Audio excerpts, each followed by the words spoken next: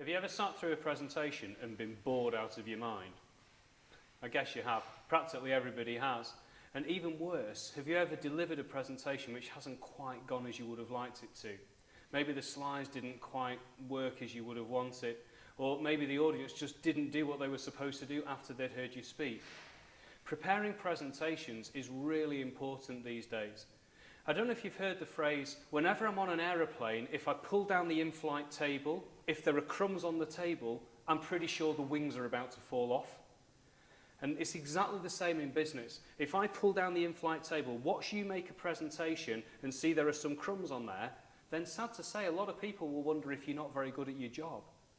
So the importance of making great presentations cannot be undervalued, because if we're not careful, what we're doing is we're coming across as people who aren't quite good at our jobs, simply because we're not that good at making presentations. So imagine you had a presentation to do next week and you had to prepare it. How would you go about it? These are some of the techniques I've seen companies use recently. One of them is, all right, I've got a week to do it. I'll leave it till the night before and then I'll have a bit of a panic. Another one I've seen is, what slides did we use last time and can we use them again? Another technique I've seen is, we'll wing it. Another technique I've seen is people actually prepare the presentation okay and they start practicing it, but they run out of time when they're practicing. You see, when we prepare presentations, there's two things that need to happen. One of them is the presentation's got to work, but secondly, when we prepare it, we need to prepare it in the minimum time possible to give us the maximum chance of success. Now, I've developed a simple three-step process to help you do this. It's very simple, very easy to use. It's what I call my RAP method. RAP, R-A-P.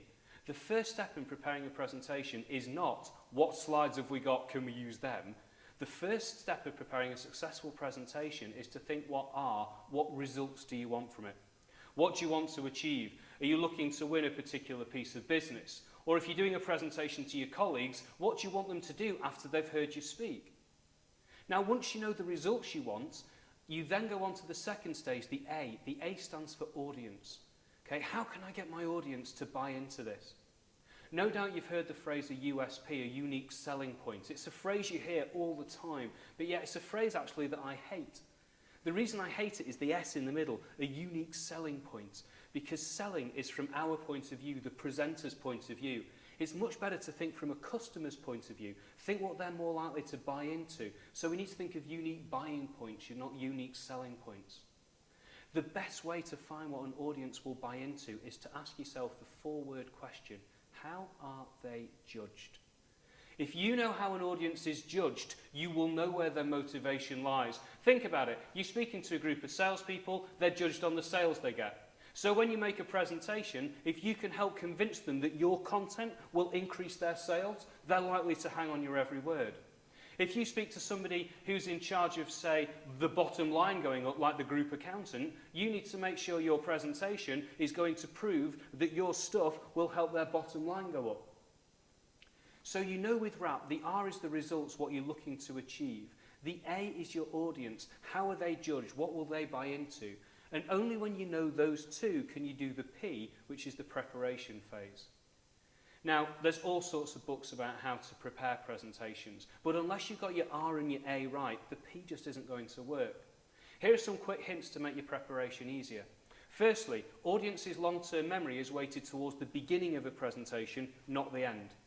So get your main points in early. Secondly, audience's brains are weighted towards the top of slide or a top of page, not the bottom.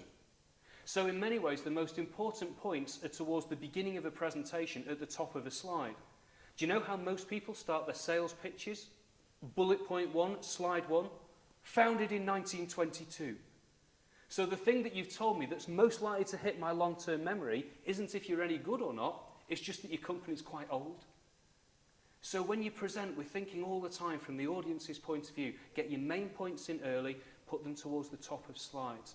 Another hint for you, when you prepare a presentation, don't use the word summary at the end. The word summary switches people off.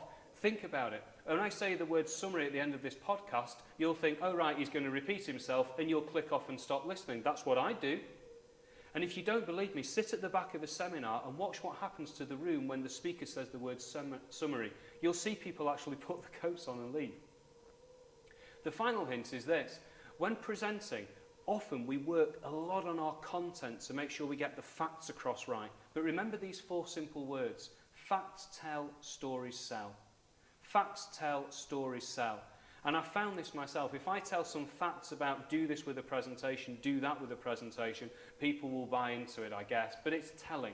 If I tell them the reason I know a lot about communication is to do with my mother and the fact she's blind, so I've had a lifetime at communicating from someone else's point of view, then people tend to remember that and they buy into it more.